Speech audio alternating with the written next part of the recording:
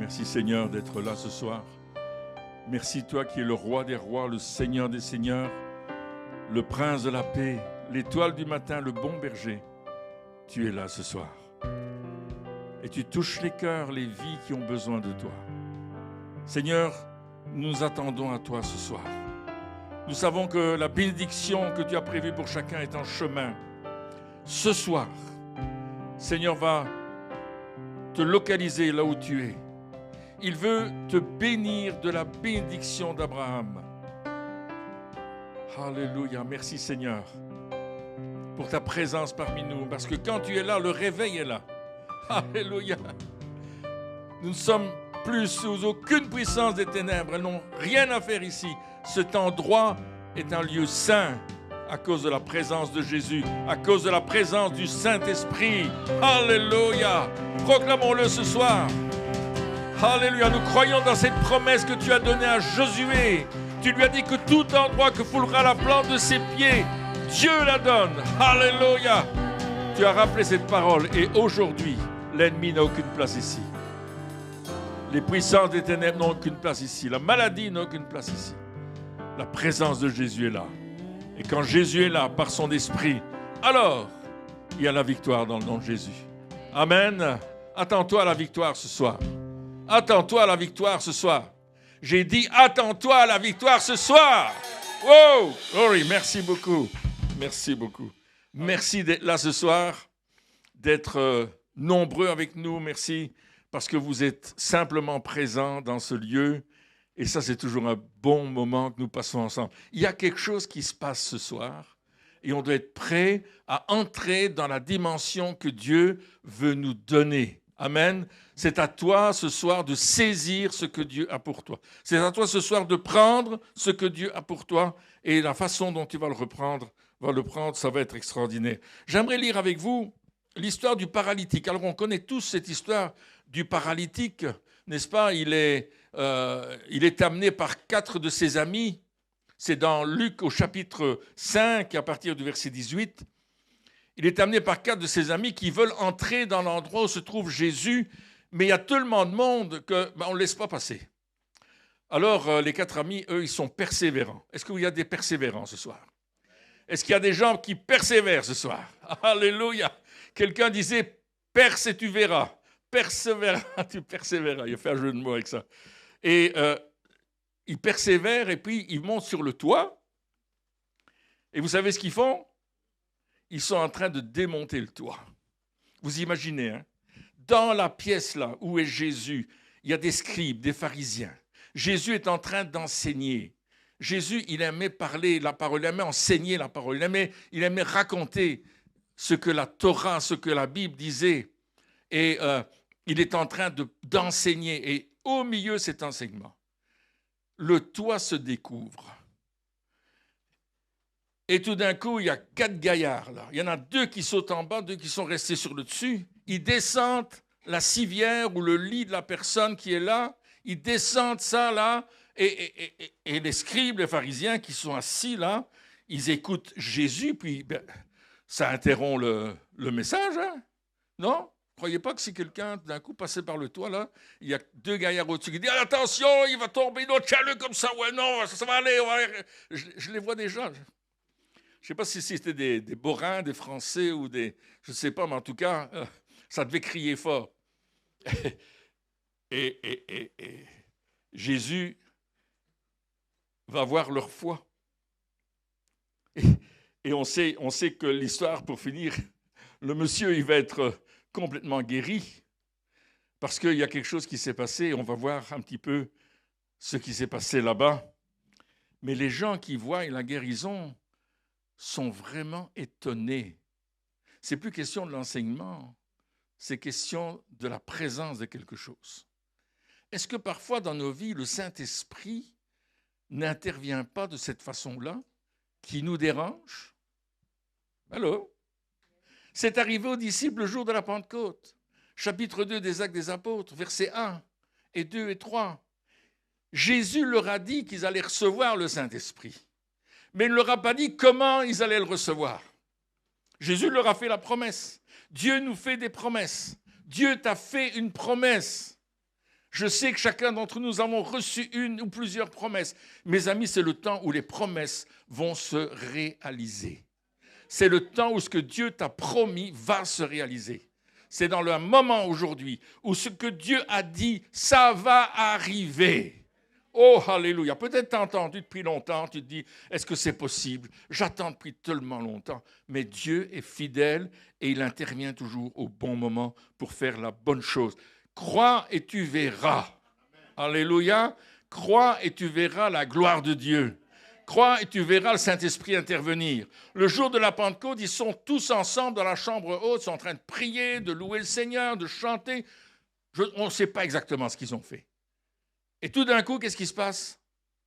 Le Saint-Esprit descend sur eux.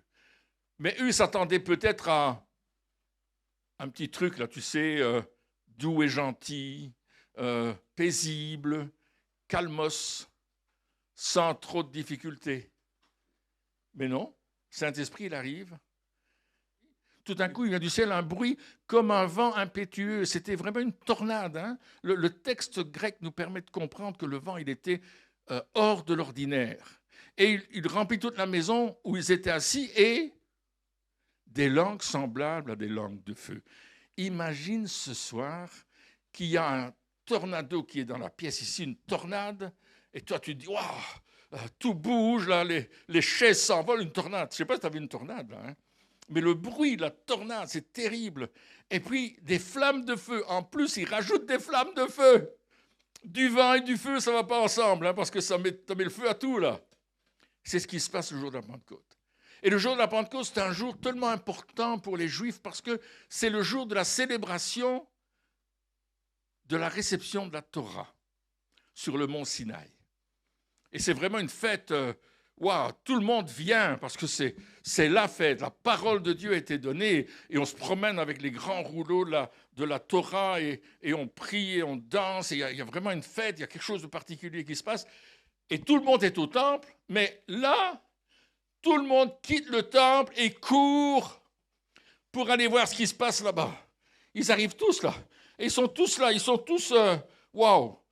Les gens disent, mais qu'est-ce qui se passe ici? Qu'est-ce qui se passe ici? Et puis, ils voient les disciples qui prophétisent, qui parlent dans des langues que tout le monde comprend. Et on sait qu'il y a, je ne sais pas combien, 10 nations différentes, et ils parlent dans les langues des 10 nations. Et non seulement il y a ça, mais ils louent Dieu. Ils entendent la louange dans leur langue, ils entendent vraiment la glorification de Dieu. Et puis, ils sont comme ivres. Hello. Vous avez déjà vu des gens ivres? Mais quand tu es ivre de l'esprit, est-ce qu'il y en a qui ont été ivres de l'esprit ici? Quand tu es ivre de l'esprit, tu as vraiment l'air de quelqu'un qui a bu. Moi, je vous dis, hein, ça m'est arrivé. Je prêchais aux États-Unis et tout d'un coup, le Saint-Esprit m'est tombé dessus.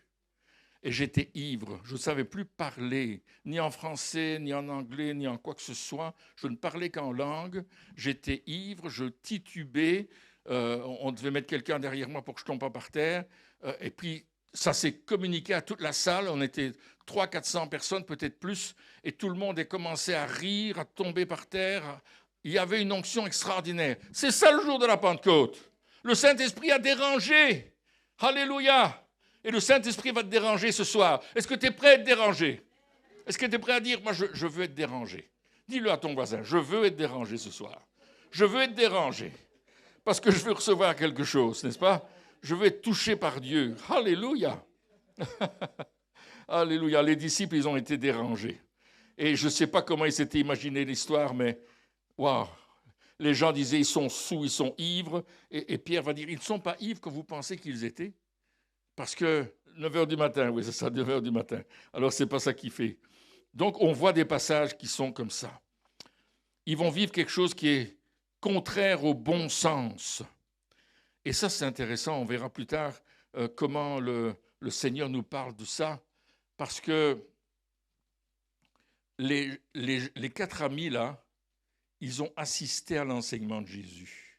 Il nous est dit quelques versets plus haut, au verset 17, que Jésus enseignait, Luc 5, 17, Jésus enseignait, et qu'est-ce qui s'est passé? la puissance du Seigneur se manifestait juste avant par des guérisons. Il enseignait la parole. C'est paradoxal, parce que Jésus, c'est la parole qui enseigne la parole. Mais quand on enseigne la parole comme ce soir, elle est suivie par des signes, des prodiges et des miracles, par la présence de Jésus. Et déjà, ton miracle est en route. Déjà, ton miracle est en train de se mettre en route. Il est déjà là. C'est à toi de le capter, c'est à toi de le recevoir, c'est à toi de le voir. Parce qu'eux, ils ont vu et ils ont entendu. Ils ont entendu et ils ont vu. Ils ont vu les manifestations. C'est pour ça qu'ils se sont dit, on va aller chercher notre copain, il y a un espoir pour lui. Il est paraplégique. On va aller le chercher. Et ils l'ont attaché correctement sur la civière et ils sont venus vers Jésus. Et ce qui est extravagant dans l'histoire, c'est que la première chose que Jésus va dire, tes péchés te sont pardonnés. Waouh! Waouh! Tes péchés te sont pardonnés. Cet homme qui va se lever de son lit et qui va rentrer chez lui avec son lit sous son bras, lui qui était un impotent, qui était quelqu'un qui était fini pour la société, il y a quelque chose qui va se passer pour lui. Vraiment. Il va se relever complètement guéri, mais complètement pardonné. Amen. Ce soir, Dieu veut non seulement te rendre libre de ce que le diable veut faire contre toi, parce que le diable, il vient pour dérober, égorger et détruire, mais il veut aussi pardonner tes péchés. La première chose que Dieu va faire, c'est de nous pardonner. C'est pourquoi Dieu nous demande de pardonner, parce qu'il nous a pardonné le premier. Alors, parce qu'il nous a pardonné le premier, il nous dit, ben, toi aussi pardonne ceux qui t'ont offensé. Et c'est ce qu'il dira dans Notre Père. Vous connaissez, n'est-ce pas, ce passage. Et ce qui se passe, c'est choquant, c'est surprenant. Donc cette grande vérité-là, c'est que Jésus est venu pour nous délivrer.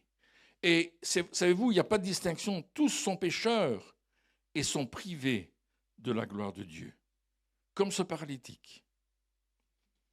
Si nous demeurons dans notre péché, nous sommes comme ce paralytique. Nous sommes paralysés. Le péché nous paralyse. Il nous empêche d'aller vers Dieu.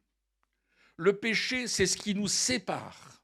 C'est une séparation. C'est un gouffre entre nous et Dieu. Et moi, j'ai beau essayer de passer ce gouffre par mes bonnes œuvres en disant « moi, je suis meilleur que les autres. Moi, je connais les choses. Je sais la religion, etc. Je connais. » Tu as beau essayer de faire ça, tu ne vas jamais passer le gouffre. Parce que Jésus dit « c'est pas par les œuvres. » Paul nous dit « c'est pas par tes œuvres. » Pierre nous dit « c'est pas par tes œuvres. » Tous ces grands apôtres et notre Seigneur Jésus nous dit on n'est pas sauvé parce qu'on accomplit des œuvres et les œuvres de la loi, mais parce que tu es sauvé parce que tu crois Jésus. Tu crois qu'il a versé son sang pour toi à la croix. La première guérison que nous avons réellement besoin en profondeur, c'est d'être pardonné et de savoir qu'on a le salut pour l'éternité. C'est de savoir ces choses, de les connaître, de les vivre, de les avoir dans notre cœur et de le proclamer autour de nous, de le vivre. Nous sommes, à ce moment-là, nous devenons un enfant de Dieu. Dieu donne toujours une deuxième chance. Alléluia. Il nous donne une deuxième chance. Peut-être nous n'avons pas eu grande chance dans notre vie. Peut-être on a eu beaucoup de drames, beaucoup de choses qui nous ont bouleversés. On est passé à travers des épreuves, on est passé à travers des choses profondément choquantes, blessantes. Mais Dieu nous dit, je veux te sortir de là. Ce paraplégique-là, il n'était pas devenu paraplégique comme ça. Probablement qu'il a eu un accident. Probablement qu'il a fait une fausse manœuvre quelque part. Probablement qu'il s'en voulait en disant « mais j'aurais jamais dû faire ça, regardez ce qui m'est arrivé ». Peut-être il était tellement mal dans sa peau que pour lui, il n'y avait plus d'espoir. Et peut-être il y a quelqu'un qui nous écoute ce soir qui dit « pour moi, il n'y a plus d'espoir. Pour moi, je ne peux pas y arriver. Pour moi, je ne peux pas être là. N'est-ce pas? Je ne peux pas y arriver. » Mais ce qui va se passer avec la guérison de cet homme, c'est que les gens vont dire ceci dans Luc 5, 26. Nous avons vu aujourd'hui des choses étranges. Ce soir, vous allez voir des choses étranges. Vous allez voir des choses qui ne sont pas habituelles. La guérison de ce paralytique, ce n'était pas quelque chose de courant. C'est quelque chose que Jésus commençait de faire. Les gens n'avaient plus vu ces choses depuis longtemps.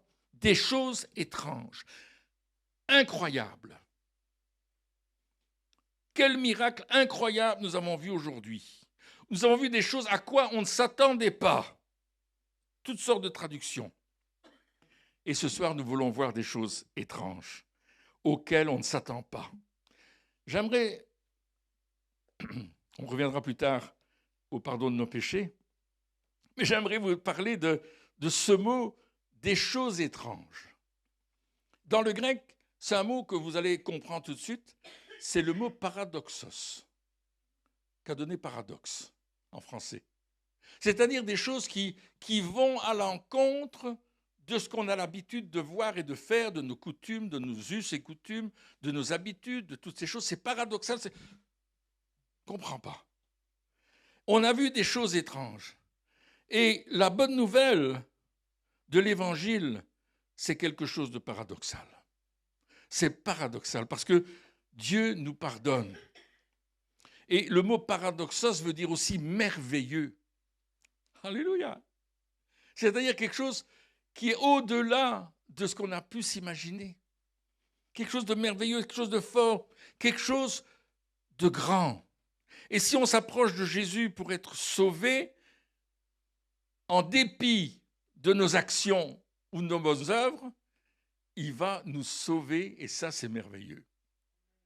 Alléluia. Quand tu es sauvé de ton péché, quand tu es délivré de ton péché, quand tu es pardonné, c'est merveilleux. Ah, mais il n'y a pas de grande réponse là-dedans. Mais oui que c'est merveilleux. Oh, moi, quand je me suis rendu compte que j'étais pardonné de mes péchés, j'ai voulu le dire à tout le monde. Tout le monde me demandait, mais qu'est-ce qui se passe avec toi? Tu ris, tu es joyeux, c'est quoi ton histoire? Il disait, c'est merveilleux, j'ai été sauvé. Je suis sauvé par Jésus. Le salut est entré dans ma vie. Alléluia. Et le salut, c'est une preuve d'amour. Dieu est amour. Ça, c'est le verset qui m'a accompagné toute ma vie, depuis que je suis tout petit. Dieu est amour. Je ne comprenais pas ce que ça voulait dire, mais je savais que c'était là. Je savais que Dieu était en train de me parler. Dieu est amour. C'est seulement plus tard, bien plus tard, que j'ai compris que ce que dit Romains 5,8, Romains 5,8, mais Dieu prouve son amour envers nous, en ce que lorsque nous étions encore des pécheurs, Christ est mort pour nous. Ça, c'est l'amour de Dieu. Et ce soir, l'amour de Dieu est ici. La paix de Dieu est ici. La joie du Saint-Esprit est ici. Alléluia. Laissez-vous envahir. Soyez extravagants ce soir. Extravagante. Ne dites pas, oh Pierre, on est trop sérieux là. Non, non. Moi, je suis sérieux, mais je ne suis pas sérieux. Je ne sais pas si vous comprenez. Je suis extraverti, comme disait quelqu'un. Extravagant. Mais quand le Saint-Esprit te saisit, c'est comme ma sœur quand elle crie là. Alléluia. C'est extravagant. Là, amen. Quand ma sœur Solange crie le cri à l'africaine, ou bien, hein, j'aime beaucoup, je lui dis, fais-le, ça nous manque. Amen. Soyons extravagants. Mais Pierre, on est dans une église. Hein? Non, non, vous êtes dans un bâtiment et vous êtes l'église. Ça, c'est une grande différence. Hein? Nous sommes l'église, pas le bâtiment. Le bâtiment, c'est des briques, c'est des pierres. Et le ciel et la terre passeront, mais nous serons éternellement avec Jésus. Hein? L'église de Christ, il va l'enlever bientôt, comme on a dit dimanche passé. On s'attend au retour de Jésus sur les nuées du ciel. Alléluia. Extravagant. Là, voyez-vous, dans l'histoire du paralytique, il dit « voyant leur foi ». Il y a une démonstration. La foi, c'est quelque chose d'actif. C'est quelque chose que tu mets en pratique parce que tu as vu la puissance du Seigneur. Tu as vu la puissance de Dieu à l'œuvre. Vous savez pourquoi je prie pour les malades? Parce que j'ai vu Jésus guérir des malades. J'en ai vu partout sur la planète. Partout on est allé, sur les continents, on est allé, Christine et moi, on a vu des malades guéris. Et on était spectateurs. Je vais vous dire une chose, ce n'est pas à cause de nous qui sont guéris, c'est à cause d'eux, leur foi, voyant leur foi. Ils ont dit, moi j'y crois. Ils ont écouté le message, ils ont dit, moi j'y crois. Wow, on était en Roumanie, la Roumanie, juste après, quelques années après la guerre, après la délivrance de la Roumanie. Oh là là, puis on était en train de prêcher l'évangile. Et à un certain moment, je fais un appel à la conversion. On était dans une salle, elle était remplie de personnes, une salle publique, c'était même pas une église. Les gens étaient venus voir Jésus. Ils m'appelaient Jésus. Je ne savais pas qu'il m'appelait Jésus. Il m'appelait Jésus. Il dit, ah, Jésus est là. Je dis, ben oui, il est ici. Mais non, c'était moi qui m'appelais dans la rue. Les gens disent, ah, voilà Jésus. C'était rigolo. Mais au début, je ne comprenais pas trop ce qu'il disait. Et puis là, d'un coup, je dis aux gens, Jésus veut vous sauver, il veut transformer votre vie, il veut faire de vous ses enfants. Et mon traducteur me traduisait. Et puis je dis, si vous voulez maintenant, levez-vous et avancez-vous pour recevoir Jésus. Et vous savez, tout le monde s'est levé, tout le monde s'est avancé. Hein? Ils ont couru, oui, ils ont couru, merci Christine. Ils sont montés sur l'estrade à côté de moi. Ils ont dit, on veut recevoir Jésus. J'ai dit à mon traducteur, tu as bien traduit ce que j'ai dit? Il me dit, oui, Pierre, j'ai bien traduit ce que tu as dit. J'en revenais pas que les gens couraient. Ils couraient devant parce qu'ils voulaient quelque chose qui allait changer leur vie. Alléluia. Ils avaient entendu un message qui transformait leur vie, qui les libérait de l'oppression de l'ennemi. C'était trop fort. C'était trop fort. Lorsque nous sommes dans la présence de Dieu, il y a de l'extravagance. La puissance du Seigneur se manifestait par des signes, des prodiges et des miracles, par des guérisons. C'est ça, les signes, les prodiges, les miracles. C'est ce que Dieu est en train de faire. Deux choses qu'ils ont entendues, la prédication de la parole et la guérison divine et miraculeuse qui découle de la foi dans cette parole de Dieu. Amen. C'est la raison pour laquelle ils sont allés chercher leurs copains, qu'ils l'ont placé par le toit, ils l'ont descendu par le toit, ils ont dérangé tout le monde, ne sont pas occupés de savoir si c'était bien ou pas bien, si c'était, comment on dit ça, politiquement correct ou évangéliquement acceptable. Ils ne sont pas occupés de ça, ils l'ont fait. Alléluia, j'aimerais voir ça plus souvent dans l'église le dimanche matin, d'être dérangé par le Saint-Esprit et par des gens qui veulent absolument être guéris, être sauvés. On faisait une campagne à Braine-le-Comte, c'était Braine-le-Comte, et j'avais prêché, mon message c'était « Votre avenir dans les étoiles ». 3 jours. Mes amis, c'était plein dans l'église. Le pasteur me dit « Jamais vu autant de gens ». Je dis « Non, c'est parce qu'ils croient que je vais leur dire leur avenir dans les étoiles ». Dans l'astrologie, mais ce n'est pas ça mon message. Et j'ai commencé à prêcher le message que Dieu m'avait mis à cœur, donner un enseignement sur ce que la Bible disait. Et à un certain moment, il y a une femme qui est courue du fond de la salle et qui s'est jetée par terre devant. Elle dit, je veux être sauvée, je veux être sauvée, je veux être sauvée. C'est ça qu'on doit voir aujourd'hui. Alléluia. Les gens qui courent en disant, je veux être sauvé, je veux être guéri, je veux être délivré. Je veux recevoir quelque chose de Dieu. Oh, quand j'ai vu cette femme devant, j'ai dit au pasteur, tu peux t'en occuper? Il dit, j'ai jamais vu ça dans mon église. Il dit, jamais quelqu'un a couru devant et demandé, je veux être sauvé, je veux être délivré. Je dis, ben, c'est le moment de commencer. Il s'appelait René, le pasteur, je me souviens. Alléluia. Et c'était quelque chose de fort, n'est-ce pas? La puissance de Jésus se manifeste toujours aujourd'hui. Jésus a dit à ses disciples, et il nous a dit à nous qui croyons en lui, ils imposeront les mains aux malades et les malades seront guéris. Alléluia. Et le mot que Jésus utilise ici, ils seront guéris, c'est-à-dire qu'ils seront en bonne santé, du sommet de la tête à la plante des pieds, esprit, âme et corps. Waouh! Équilibré. Non pas l'équilibre humain, vous savez, si ton esprit n'est pas sauvé, si ton âme n'est pas pardonnée, alors ça va mal dans ta vie. On a besoin de rencontrer Jésus-Christ. On a besoin d'avoir cette notion du salut dans nos vies, le besoin du salut. Pas une religiosité, pas appartenir à une église, pas appartenir à un iste quelconque, mais appartenir à Jésus. Ce soir, nous sommes là pour appartenir à Jésus. Pas autre chose. C'est à lui qu'on veut appartenir. Moi, je sais que j'appartiens à Jésus. Je suis son enfant. C'est extraordinaire. J'ai la bénédiction à travers Jésus. Et la malédiction n'a rien à voir ici. Alléluia. Parce que je suis dans la bénédiction. Et je marche dans la bénédiction. Je marche dans la victoire. Je marche dans la bénédiction. Je marche dans la célébration. Je marche dans l'œuvre parfaite de Jésus. Pas dans l'œuvre approximative.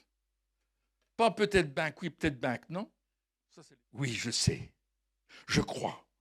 Je vais donner des témoignages. Dernièrement, on était au Québec et puis il y a une dame là qui est venue et elle avait un problème de poumon. Et chaque fois qu'elle respirait, elle toussait et elle crachait, comme si elle devait vomir. Tout le temps, tout le temps, tout le temps, tout le temps, tout le temps. Et les médecins lui ont dit, Madame, vos poumons sont en train de se rétrécir, c'est une maladie. Elle m'a dit le nom, je n'ai pas retenu. Parfois c'est compliqué les noms. Hein. Et mes poumons se rétrécissent et il arrivera un moment où je vais devoir mettre de l'oxygène, etc. Mais là, c'est en train de faire. Ça porte un nom assez particulier. On a prié pour elle, on a demandé la prière, on a prié pour elle. Et puis après la prière, j'ai dit, Madame, voulez-vous respirer profondément, ce qu'elle ne savait pas faire. Et puis elle respire. Elle ne tousse pas. Je dis encore une fois. Elle ne tousse pas. Je dis encore une fois. Je suis délivré. J'ai plus de douleur. J'ai plus rien qui m'oppresse. Je ne tousse plus. Je peux respirer. Jésus avait touché cette femme et lui avait donné la vie qu'elle avait besoin à ce moment-là, n'est-ce pas? Et on était dans la réunion, c'était juste après la réunion d'ailleurs que je parlais avec cette femme-là, et je la voyais tout le temps tousser, donc c'est pour ça que je lui ai demandé, et puis je lui ai demandé, je peux prier pour vous? Elle a dit oui, et boum, t'es guéri. Une autre dame qui s'appelle Mélanie est venue vers nous. Elle avait des douleurs aux hanches et au dos. Et je prie pour cette dame, et elle témoigne après qu'elle a senti une chaleur qui entourait son dos, comme une ceinture. Et cette chaleur, elle est restée sur elle pendant 3 jours. Le 3e jour, la chaleur a disparu. Elle n'avait plus aucune douleur, ni aux hanches, ni au dos. C'est une jeune dame, hein, une jeune dame. Elle a peut-être 30 ans, Mélanie. J'ai son témoignage sur vidéo. Christian. Alors, c'était en Suisse. Christian est venu à la réunion avec un terrible mal de nuque. Terrible, un torticolis, pas possible. Et quand tu es quelque part, tu as un torticolis, là, hein, je ne sais pas vous, hein, mais quand parfois on dort mal, hein, l'oreiller mal mis. Ça vous est arrivé? D'un coup, tu as mal ta nuque, là. Oh, et puis pendant la louange, boum, guéri. Il dit, pendant la louange, j'ai été instantanément guéri. J'ai senti mon cou qui faisait crac, crac, crac, et c'était fini. J'ai plus mal. Je sais que Dieu m'a guéri. C'était son témoignage. Alors, qu'est-ce que j'ai encore ici? Ah, une dame. Ça, c'était rigolo. Elle avait des douleurs dans le haut de la colonne vertébrale. Les disques étaient écrasés. Elle savait que ces disques étaient écrasés dans le haut de la colonne vertébrale. Et on a prié pour elle. Et on lui a posé les mains dans le nom de Jésus, simplement. Et comme j'ai posé mes mains sur son cou, pas sur son dos, sur son cou, ça a fait cloc. Et elle dit, écoutez, j'ai plus mal, mais je pense avoir grandi de plusieurs centimètres. Waouh! Elle se sentait grandir, elle s'est sentie grandir. Alors moi, je ne connaissais pas sa hauteur exacte, mais les vertèbres s'étaient remis en place. Miracle au niveau des vertèbres. Alléluia! Et ça, ce n'est pas une seule fois, plusieurs fois. Une dame qui avait plusieurs semaines des douleurs dues au nerf sciatique. Ah oui, ça c'était aussi assez impressionnant. La dame avait des douleurs dues au nerf sciatique qui lui faisait mal dans tout le dos et toute la jambe. Enfin, elle disait que c'était horrible. Elle ne pouvait pas rester assise, elle avait tout le temps se lever et bouger. Effectivement, j'avais vu là dans la réunion. Puis on prie pour elle. Et puis elle commence à bouger comme ça. Je lui dis, mais qu'est-ce que vous faites? Elle dit, j'ai essayé de voir s'il y a des douleurs, mais il n'y en a plus. Elle se tordait comme ça. J'ai aussi une vidéo d'elle. Christine a filmé là, cette dame quand elle est guérie. Plus de douleur, c'est terminé. Et je pourrais vous donner beaucoup d'autres témoignages de ce que Jésus fait. C'est lui qui le fait. Et il le fait d'une façon tellement extraordinaire, tellement subtile. parce qu'il vous aime. Jésus guérit toujours parce qu'il nous aime. Il ne fait pas ça parce qu'on est les meilleurs, mais il nous aime et il veut nous donner le meilleur. Alléluia. Et Christ, comme chantaient mes amis africains, je ne sais plus de quel pays, ou des îles, hein, Madagascar, il dit, c'est Christ le meilleur c'est Christ. Il chantait ça. C'était Pierre et Jean, si je me souviens. Hein? Ouais, Pierre et Jean, 2 pasteurs. Alléluia. Voyez-vous, ces personnes qui sont avancées ont cru ce que la Bible dit. Jésus, le Christ, a pris nos infirmités et s'est chargé de nos maladies. Ça, c'est ce que dit Matthieu chapitre 8, verset 17. Mais aussi, Jésus, le Christ, a porté lui-même nos péchés en son corps sur le bois, afin que, morts au péché, nous vivions pour la justice. Lui, par les meurtrissures duquel vous avez été guéris. Là aussi, c'est une promesse, c'est une déclaration. Ce que Jésus va dire au paralytique, « Je te l'ordonne, dit-il.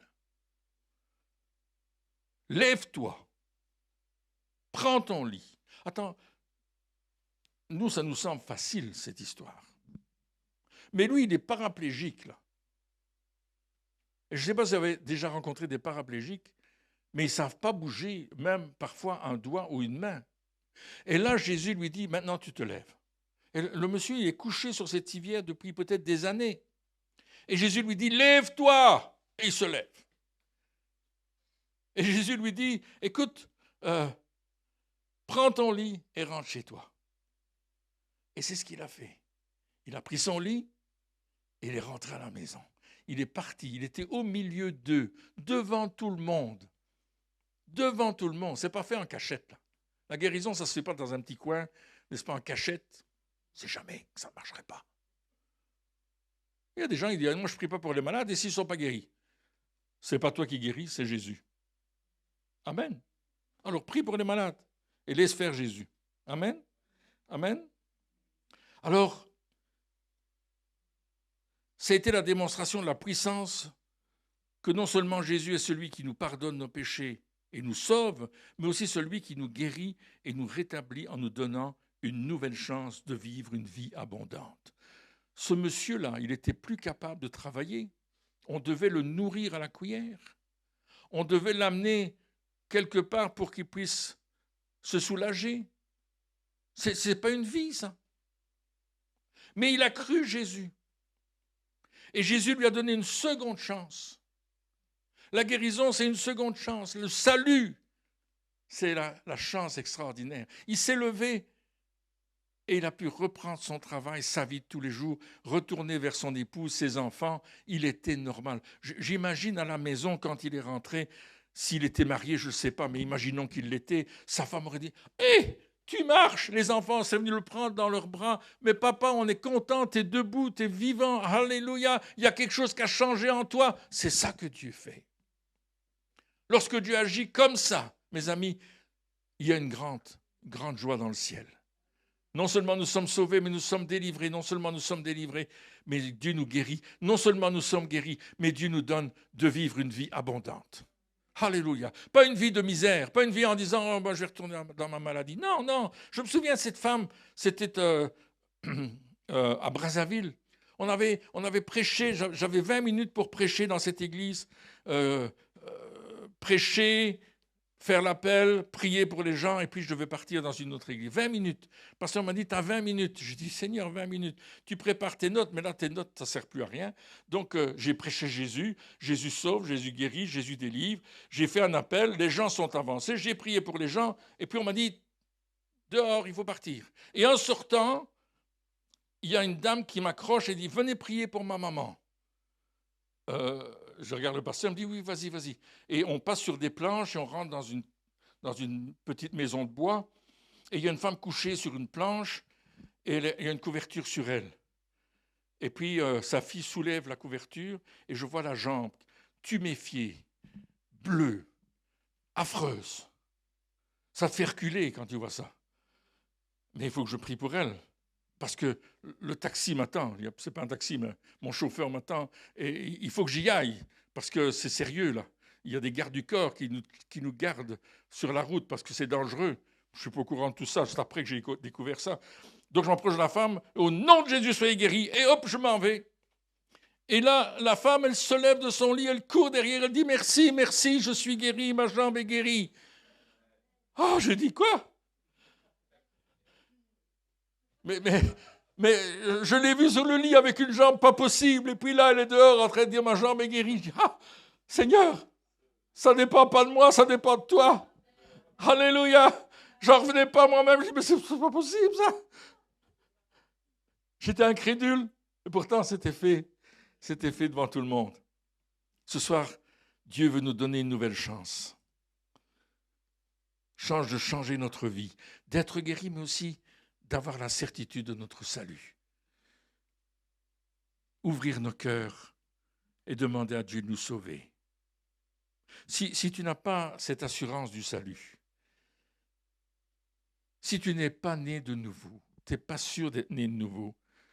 Vous savez, je parlais avec quelqu'un tout à l'heure, et on était dans une salle d'attente, et puis j'ai lancé la conversation, tout le monde a commencé à parler.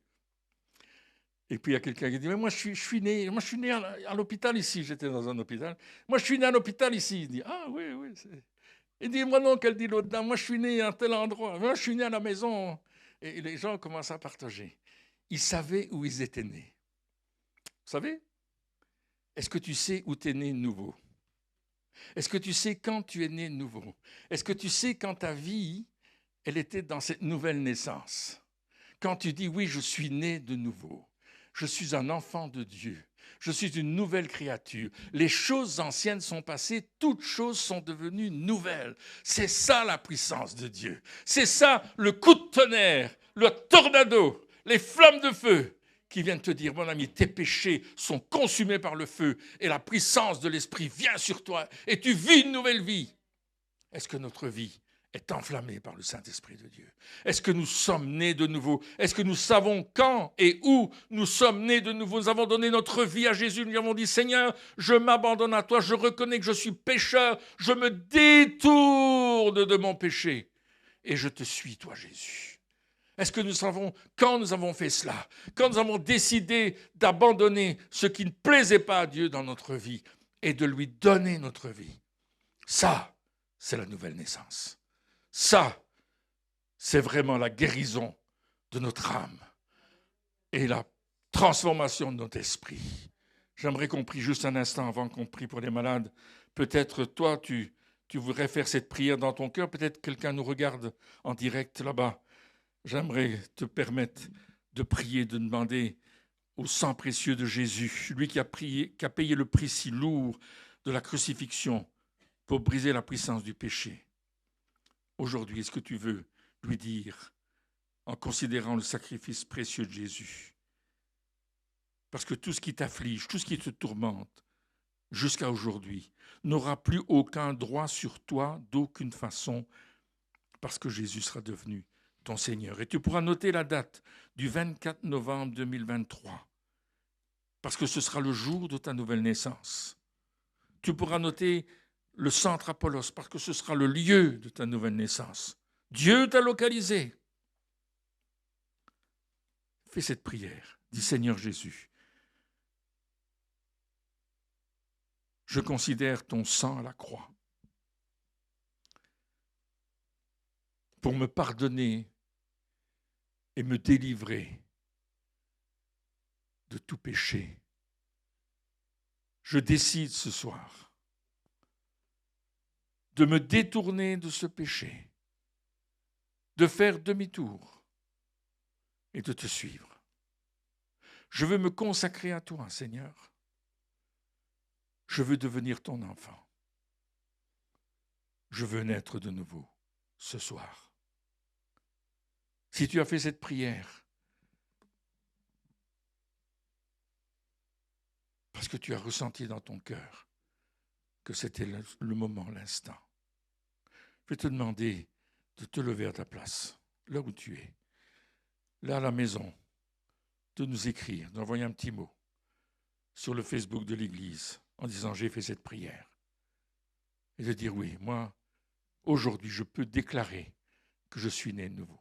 Est-ce qu'il y a quelqu'un qui veut publiquement dire, moi, j'ai fait cette prière et je veux marcher avec Jésus? Vous savez, c'est public,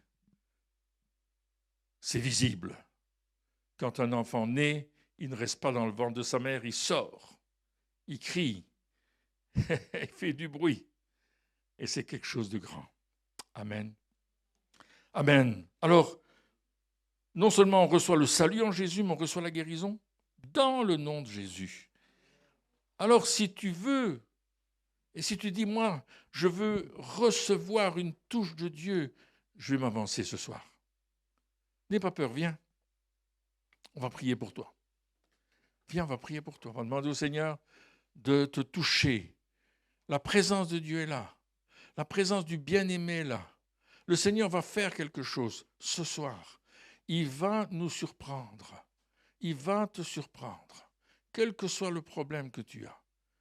Attends-toi, Jésus. Je peux demander à mes pasteurs Serge et Nino de venir. Je peux demander à Solange de prendre les tissus rouges. Alléluia. Ce soir, on va juste s'attendre à ce que Dieu fait. Alléluia. Alléluia. C'est tellement important. C'est tellement important. C'est tellement important ce soir. Hey, salut toi. Comment tu vas? Ça va? T'as pris ton sac avec toi? C'est bien ça. Alléluia. Amen. Maman, t'es avec elle, hein? Elle a grandi, hein, quand même, hein? Tu grandis, hein, ma chérie? Hein? Alléluia. Attendez-vous à Jésus. Ne s'attendez pas à Pierre. Attendez-vous à Jésus. C'est lui qui vous touche ce soir. C'est lui qui vous touche ce soir. Alléluia. Jesus, Jesus, Jesus. Alléluia. Christine, tu veux venir prier? Alléluia. Alléluia.